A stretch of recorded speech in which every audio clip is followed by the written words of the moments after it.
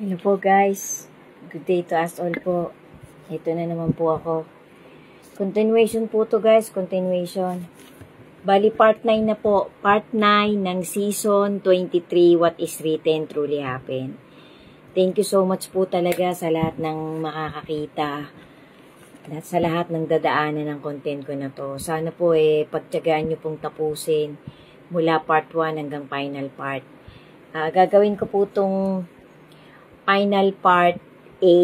Kasi baka po hindi matapos, baka mabitin po yung POV ko To God be the glory po ulit kasi po nakakapagpatuloy pa akong makagawa ng mga ganitong content. Maraming salamat po sa inyong lahat na nagsisikap tapusin ang bawat content ko na ganito na may mga part-part. Namiss ko po tong filter na to kaya ginamit ko po ulit. Sana po makapagbigay ako sa inyo ng maliit na life lesson and motivation. So, ang context po talaga, ang essence po talaga ng content ko na to na season 23, What is Written Truly Happened, ang pinaka-climax po nito ay yung tungkol po sa tatlong kamatayan ng mga tatlong kilalang karakter na ginamit para makapagbigay ng magandang lesson, motivation, generation by generation na nasulat po ang mga pangyayari ng buhay nila sa banal na love letter ng ating Panginoon. So, sana guys, subaybayan nyo po. Umpisahan nyo po sana mula part 1 hanggang final part. So, final part po ito, A. So, part 9 po ng season 23. So guys, nabanggit ko po dun sa part 8 yung tungkol nga po kay Moses, the death of Moses. Actually, napanood ko din po ito sa isang documentary. Napakaganda po ng pagpapaliwanag nung gumawa ng video na to, ng content na to. Kaya naisipan ko pong i-relate sa sarili kong pagpapaliwanag. Pero tama po lahat yung sinabi niya. Yung mga verses po na binanggit niya nandun po talaga sa Holy Scripture, sa love letter. Kasi nga po, bawat pangyayari guys, ito po paulit-ulit ko po itong naitatawid sa mga part na kagaya nito ng season ng content ko sa platform ko na to. Na bawat po talaga pangalan at pangyayari na nalagay dyan sa banal na love letter ng ating Creator, may mahalaga po yung impact na ginampanan. Kaya po yan nasulat dyan, yung pangyayari, yung pangalan ng taong yun. Ibig sabihin po, ini-imply po ng ating Panginoon na ito ay tumawid generation by generation na dapat nating kapulutan ng life lesson para po magkaroon pa tayo ng mas malalim na pagkaunawa at pagkakilala sa infinite power ng ating Creator at ng kanyang bigatin Son. Amen. So guys, ito pong pangatlo it's all about the death of John the Baptist. Sa po yung parang cousin, parang pinsan ng ating Panginoong Hesus.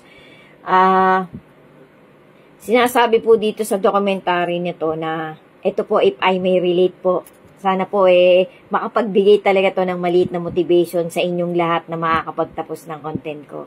Sabi po John the Baptist is a prominent figure in the New Testament, known for baptizing Jesus and preparing the way for us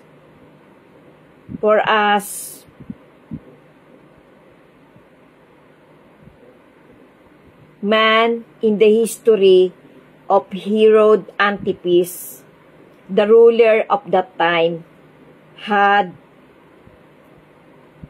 him imprisoned due to his criticism of Herod's unlawful marriage during a banquet. Herod's stepdaughter danced for him, and in return, he promised to grant her any request. Prompted by her mother, she requested the head of John the Baptist on a platter. Reluctantly, Herod ordered the execution, and John's head was brought to the girl. John the Baptist's death serves as a poignant example of the cost of speaking the truth and challenging those in power. So yan po yung pinakabuod ng kwento nung dokumentaryong napanood ko na talagang tugmang-tugma po sa nakasulat sa New Testament ng pagkatao ni John the Baptist. Kasi si John the Baptist po, wala po siyang kagatul-gatul talagang magsasalita sa ng diretsahan kahit po nasa authority yung sasabihan niya, mga kawal. Tapos ito nga pong huli niyang sinabihan. Kasi dun po sa isang dokumentaryong napanood ko na nagawan ko na rin po ng content, naka-to-do list ko pa po yan yung parang impact po ng beatitudes ng ating bigatin sa ng ating Lord Jesus. Hindi ko pa po yan, nakapila pa po yan sa gagawin kong season ng What is Written Truly Happen. Abangan nyo po yan, nakapila po yan. Bali, hindi pa lang po kasi ko na natatapos yan kasi may mga nauna pong content na nauna kong i-upload eh. Sundan nyo po yan yung beatitudes of our Lord Jesus. Kasi may impact po yan, may mga ginawa pong kakaiba yung mga nakapakinig talaga ng sermon ng ating Panginoong Hesus sa isang particular place dyan po sa New Testament. So ito nga pong si John the Baptist, balik po tayo dito kay John the Baptist guys. Si John the Baptist po kasi bago po siya pumunta sa lugar na talagang naghahari si King Herodes nung panahon na yun, nung era na yun, nagpaalam po siya, nagkaroon po sila ng intimate na conversation ng kanyang pinsa na si ating Panginoong Lord Jesus. Sinabihan po siya ng ating Panginoon na huwag ka nang tumuloy, mag-iingat ka sa mga bibitawan mong salita. Kasi matapang po si John the Baptist eh. Pero alam din po ni John the Baptist na matatapos na yung preaching era niya eh, yung kanyang duration ng pagpipreach niya eh, ng lugar to lugar eh. Kasi nga po papalit na sa kanyang Panginoong Hesus eh.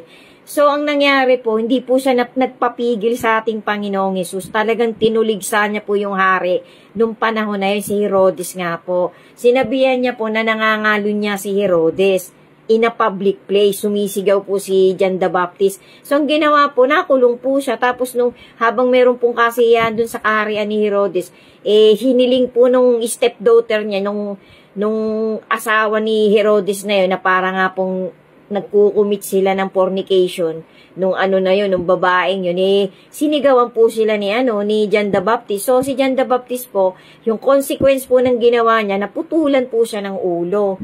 Napaka-brutal po ng pagkamatay ni John the Baptist. Hindi ko pa po kasi yung documentary talagang buong-buo niyang kay John the Baptist, kaya hindi ko pa din po yan nagagawan talaga ng exclusive na documentary niya Baka po sooner po gagawan ko yan si John the Baptist. So yun po yung nangyari guys. So ayan pong pagkamatay ni John the Baptist na yan, talagang napakalakas po ng naging impact niyan dito sa sa generation by generation ng humanity. Kasi nga po, nagpapatunay po yan na talagang kapag nagsasalita ka ng tapat, ng talagang derechahan, tapos otoridad yung sinasabihan mo, talaga pong may consequence. Pero hindi po yun pinagsisisihan ni John the Baptist. Kasi nga po, ganun po katatapang yung mga propeta nung unang panahon nung talagang sa bibig po nila talaga, namumutawi, lumalabas po talaga yung truth, yung katotohanan, yung facts, na kahit anong mangyari, bibitawan talaga nila yon, whatever might happen. Kasi nga po, taong Diyos sila yung mga taong Diyos sila Ibig sabihin, nakahanda po talaga silang ibuwis ang buhay nila sa ngalan talaga ng pagsasalita ng katotohanan na talagang Word of God. Kasi nga po, ang Word of God, po yan, tumatagos po talaga yung sa kabutu-butuhan ng isang tao at sa paghihiwalay ng katawan at ng espiritu, ng kaluluwa. Yan po ay facts. Nakasulat din po yan sa sa banal na love letter ng ating Creator. So guys, yan po yung isang matinding lesson na motivation na tumawid generation by generation. So kumbaga sa wala naman po talagang mali sa sinabi ni John the Baptist Kasi nga po, kailangan niya talagang ilabas yun para pumauntog din yung hari na talagang ginagawa niya hindi talaga tama. Kasi parang ang intindi ko po dun sa dokumentary na to, yung napangasawa po niya parang inagaw niya parang may asawa pong iba yung babaeng yun Ikaw mo hari siya, ginagamit niya po yung power niya, mali po talaga. So yun po yung lesson. So guys, sana nga po talaga nakapagtawid ako sa inyo ng isang malinaw na life lesson na talagang ang nagbitaw po talaga ay tao ng Diyos. Sundan nyo pa po guys, may kaunti pa pong POV na duktong. Thank you so much po sa inyong lahat na nagtapos ng kontento na to, ng season 2 na to. God bless us all po, and to God be the glory po. Amen.